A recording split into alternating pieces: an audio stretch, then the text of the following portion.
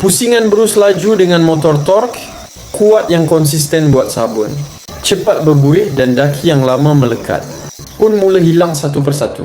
Dinding yang kusam tadi nampak lebih cerah dan licin bila disentuh. Akhir sekali aku guna berus panjang. Aku fokus basuh sinki tandas, masuk celah-celah kepala paip, bahagian belakang faucet dan kawasan sempit yang biasanya susah capai dengan tangan. Berus panjang ni memang ngam untuk kawasan tu. Air dan kotoran terus keluar dan bahagian kepala paip nampak bersih berkilat semula. Secara jujur, korban P3 ni memang buat rutin cuci tandas dan dapur rasa jauh lebih ringan. Dah boleh agak produk bukan biasa-biasa.